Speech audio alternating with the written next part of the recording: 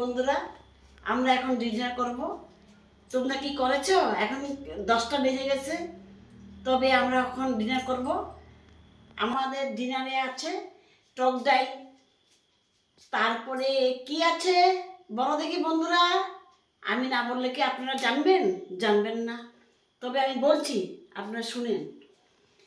টক ডাল, লাউ শাক, লাউয়ের তরকারি, লাউ দিয়ে চিংড়ি মাছ, আর কি বলবো, বেগুন ভাজা, ডিমের অমলেট হয়েছে।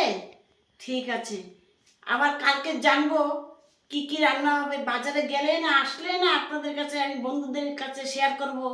এই আমার আজকের মতন এখানে শেষ করছি। আমি যাচ্ছি কিন্তু খেতে, যাচ্ছি খেতে।